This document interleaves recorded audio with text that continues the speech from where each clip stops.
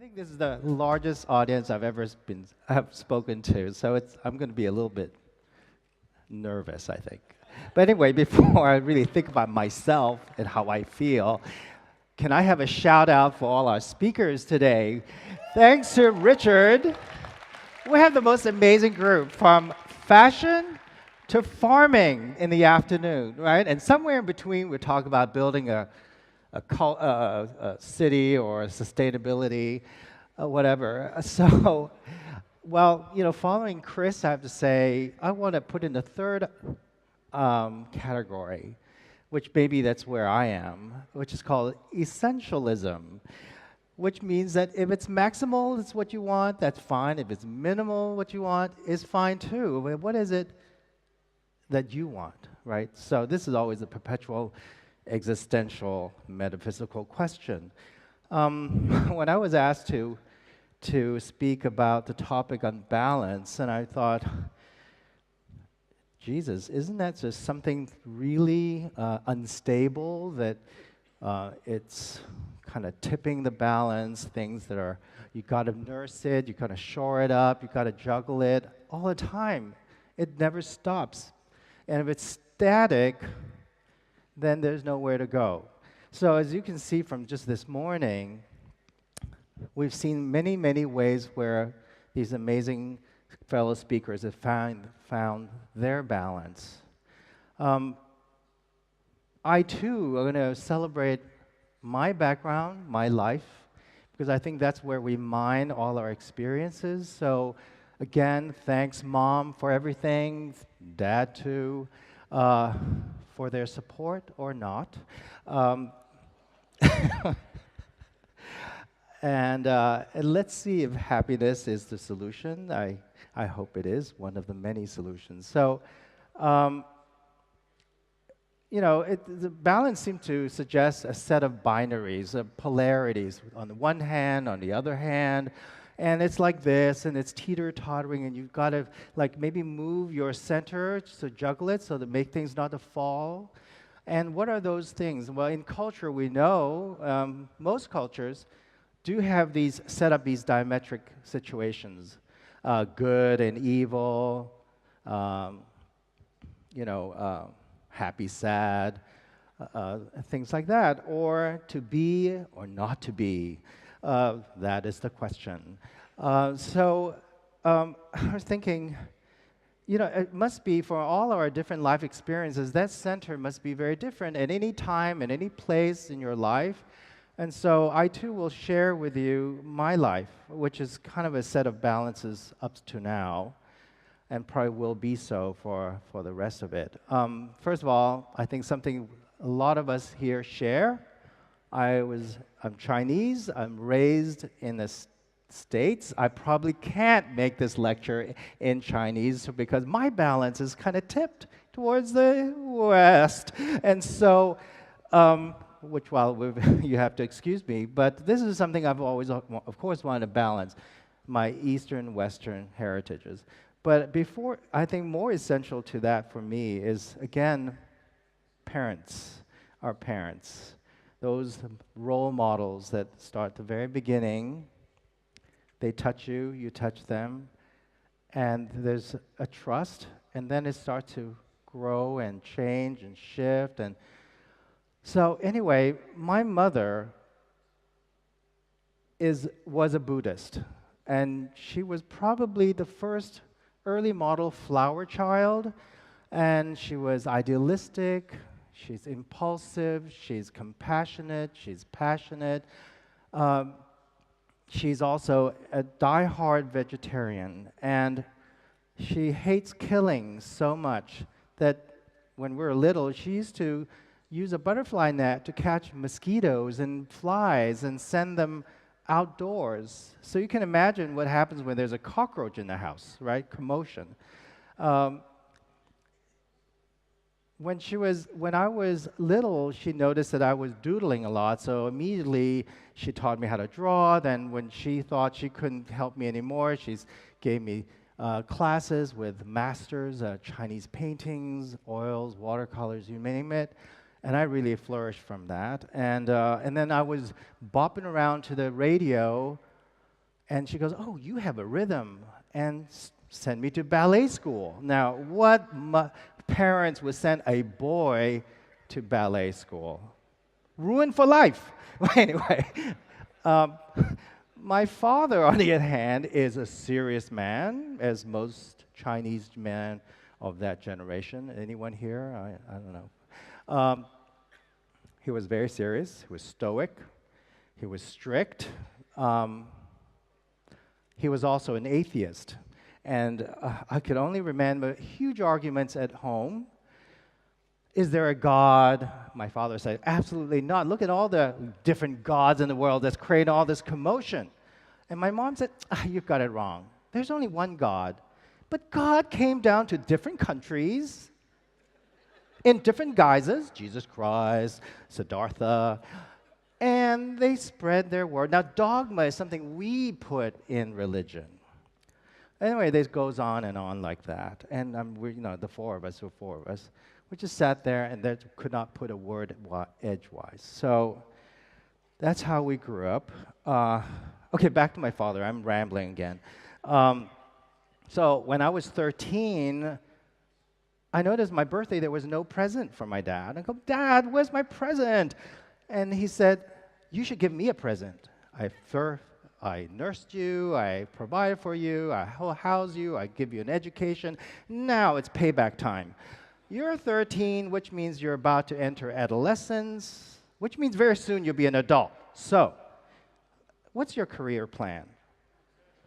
I think you need to set goalposts, mission statements, create a set of plans. 1 year, 5 years, 10 years, 25 years. Okay, and I'll coach you through. So, now, left brain, right brain, I don't think I'm very balanced here either, okay? So of course, I tended towards my mom, but I feel like there's definitely something of them, both of them in me, whether it's a brainwave situation or whether it's nurture or nature. Can we balance nature and nurture? I wouldn't know. So anyway, I got out of that fast. In college, I was like, free at last. I'm going to go to school. And I was overwhelmed by school. But I was able to do what I thought I wanted to do. So this was in the 70s, okay? So I went to UC Berkeley. It was like free for all. You could do whatever you want. A friend of mine majored in magic. I said, I don't know anything about magic, but I want to really use all the different classes. Anthropology, philosophy, linguistics, art, music, dance, theater, and so on. Glass blowing. I love glass blowing. But I was also like a kid in a candy store, and I was having a meltdown, so my counselor said, you don't need a shrink. You just actually do have to take more acting lessons to build up your confidence, to see how other people live throughout history. And I loved it so much that actually upon graduation, I decided to be an actor. And I actually went into graduate school as an actor. But soon I realized there's no life for a minority, ethnic minority, in Hollywood or Broadway or any place like that. Maybe I'll get a job doing voiceovers, or maybe in a long-running play like No Exit or Waiting for Godot, somewhere in the Lower East Side. And I made a quick exit out of this. All of a sudden, my father's a little bit kicked in, and I go, I'm out of here. And I thought, okay, what am I going to do? And I realized, oh, yeah, right, I did some drafting, and I did set design. So I actually talked my way into a graduate school in architecture. And, I thought, wow, of course I can do architecture. I did that before. I built a house already for my dog when I was 7. So my dad said, oh, you cannot bring this dog that your mom gave you for your birthday in the house. And so I thought, okay, let's build a doghouse. And as a seventh, I didn't know understanding about porosity or materiality, so I made it out of cardboard. It lasted 1 day in the rain. So put on thinking cap again. Our neighbor was renovating, and they were throwing out windows. So I built my first glass house out of window panes. So I thought, I can do this. I can do this. So that's how I ended up being an architect. I thought, well, from the stage to the world stage, and on this stage. So all of a sudden, I find myself in this place doing things that I kind of liked, but didn't really love, because somehow something's missing. I like to make things, but why am I making things? Just, as Cesar said, we are craftspeople, but it has to have the purpose. I need to find that purpose. And then, these graduate schools are very highfalutin. It's polemics of the day at Harvard Graduate School of Design was, theory, conceptualism. The question was modernism or historicism at the time, as if that's another thing to balance. And practical practice or practical concerns never seemed to enter any of our professors' mind. And so 3.5 years later, I graduated. I got my apprenticeship in a very well-known architecture firm, whereupon I spent a year counting tiles. So no tiles were cut for these toilets in a very big exhibition center. I actually learned a lot from that. First of all, meditation. Another, improving my math. So where am I going with this?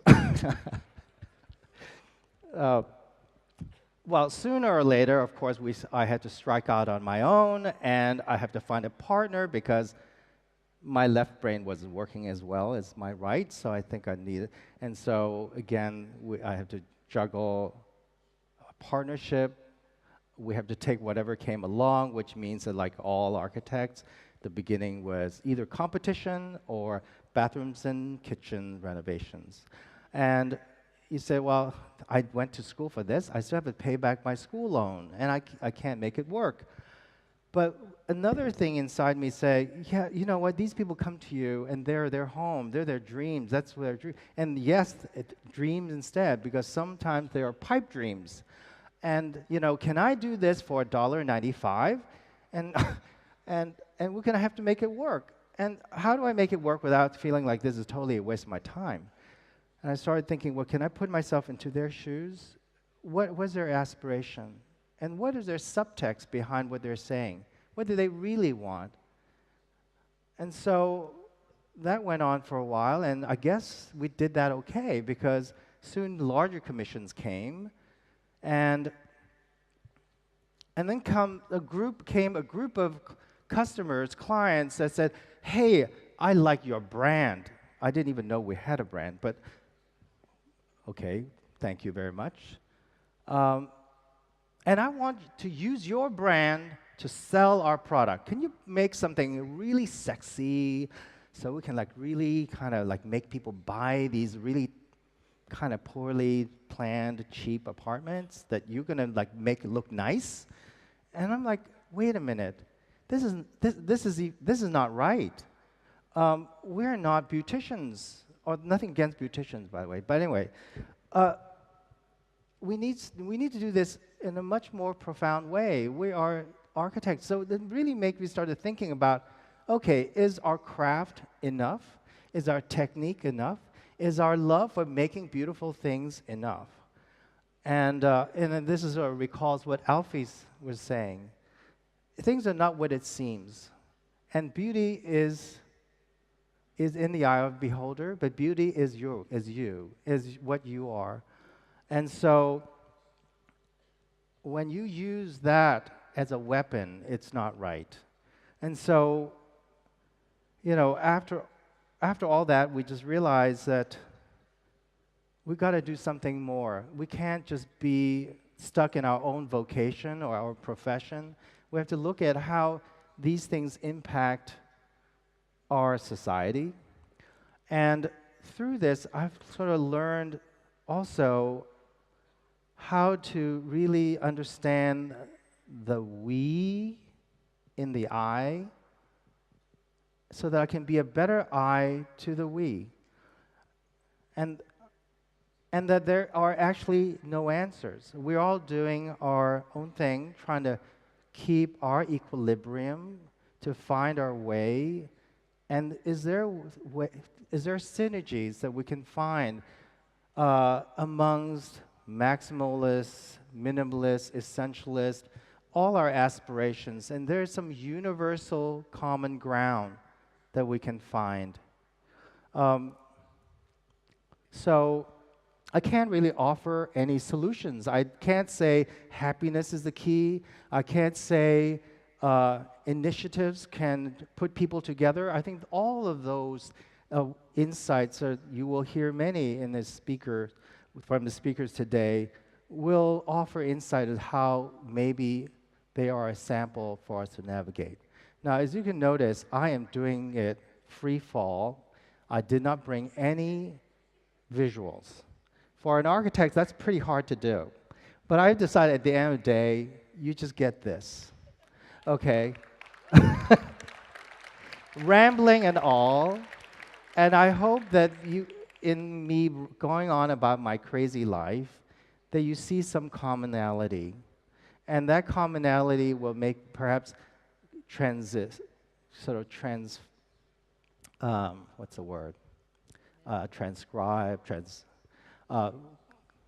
to you, in other words. And the thing is that I want the most, I think, if we are talking about some kind of balance or equilibrium, is to find that common ground somewhere, and that we dedicate this without solutions, without anything. I would say, actually, forget about solutions right now, because there will be many, many different directions and paths. Forget about visionary, forget about this is a solution. Let's keep our eyes open, our ears peeled, and see where we can go, whether there are any possible directions. Be alert and resolve to be light on our feet, find our balance.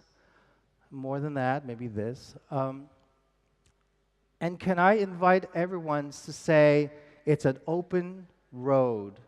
And today, now that we've got you all in one room, I don't know, thousands of people, that we can say, make a promise and resolve that no solutions, but let's make a resolution to say, let's try to each promise each other to make our best effort to share, to synergize, to find our own way, our own balance, and then collectively trying to put seeds. Someone used that metaphor. Seed the earth with our presence, with our dedication, and hopefully give it to God, any God. And that one day, even long after we're dead, that those seeds would take hold, blossom, and bloom. Thank you very much.